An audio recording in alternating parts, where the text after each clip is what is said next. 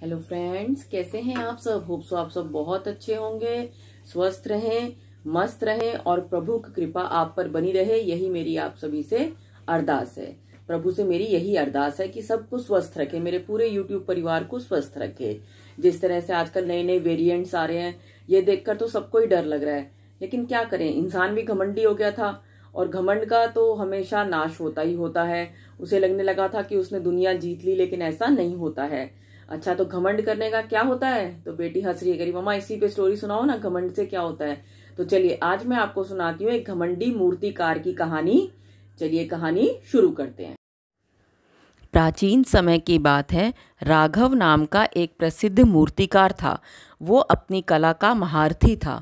उसकी बनाई मूर्तियों की प्रशंसा दूर दूर तक होती थी और लोग उसकी मूर्तियां खरीदने के लिए आते थे और वह अपनी मनमानी कीमत पर अपनी मूर्तियां बेचता था।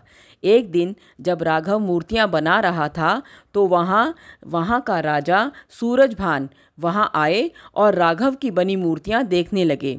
जब राघव की नज़र राजा जी पर पड़ी तो उसने महाराज को प्रणाम किया। राजा ने मूर्तियों की जमकर तारीफ की और वहाँ से चले गए। इसके बाद राघव को अपने ऊपर घमंड हो गया कि मैं सबसे अच्छा मूर्तिकार हूँ, राजा भी मेरी तारीफ करने आते हैं।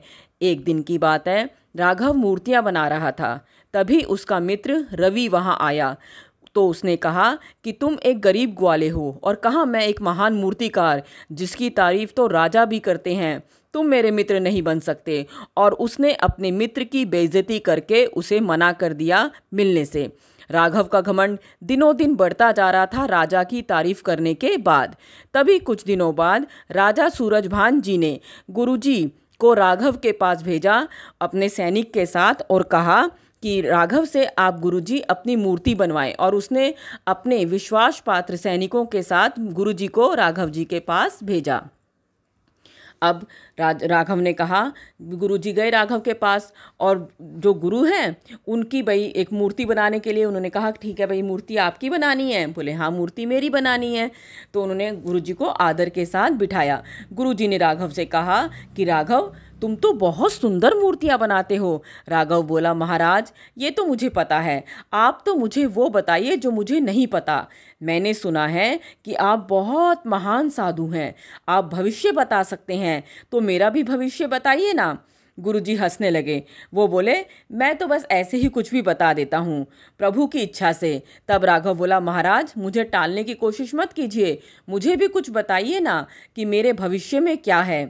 गुरुजी बोले, अरे ये क्या, तुम्हारी हाथ की रेखाएं बता रही हैं कि अब तुम केवल 40 दिन ही जी पाओगे। 40वें दिन बाद आधी रात को आकर यमराज जी तुम्हें अपने साथ ले जाएंगे। ये सुनते ही राघव तो सकते में आ गया, उससे कुछ भी बोला नहीं गया और धम्म से बैठ गया। तभी उसके दिमाग में एक आइडिया आया कि क्यों ना अपने जैसी ही मैं मूर्तियां बनाऊं, बिल्कुल सेम टू सेम, मेरी तरह कोई पहचान ही ना सके कि मैं हूं या मूर्ति। और राघव ने अपने इस विचार पर काम करना शुरू किया। उसने अपनी जैसी 5 मूर्तियां बनाई और खुद की मूर्ति देखकर अपनी ही तारीफ करने लगा कि वाह, मैं तो महान हूँ, अब तो यमराज को मैं चकमा दे दूंगा, वो कैसे पहचानेंगे कि असली कौन नकली कौन। अब 40वां दिन आया। राघव अपनी ही बनाई मूर्तियों के बीच सो गया। आधी रात को यमराज जी आए राघव के घर। अब यमराज जी ने देखा कि यहाँ तो 6 लोग हैं, बिल्कुल एक समान दिखाई देने वाले सो रहे हैं। अरे मैं किसे अपने साथ ले जाऊं?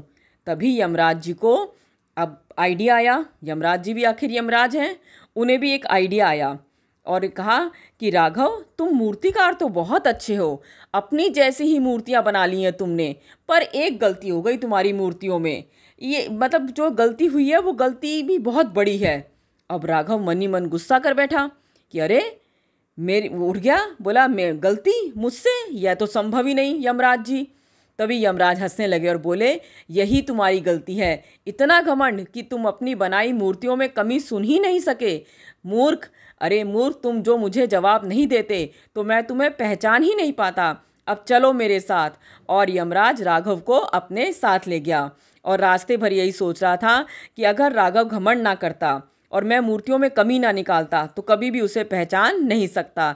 घमंड ने ही उसकी जान ली। अगर राघव घमंड ना करता और चुपचाप मान लेता अपनी गलती, तो फिर उसकी जान भी बच सकती थी। तो फ्रेंड्स, हमें कभी भी अपने ऊपर घमंड नहीं करना चाहिए। जो कुछ दिया हुआ है ईश्वर का दिया हुआ है। तो कैसी लगी आपको मेरी कहानी? कहानी अच्छी लगी हो तो इसे लाइक और शेयर जरूर कीजिएगा। जिसने अब तक सब्सक्राइब नहीं किया वो सब्सक्राइब जरूर करे। धन्यवाद।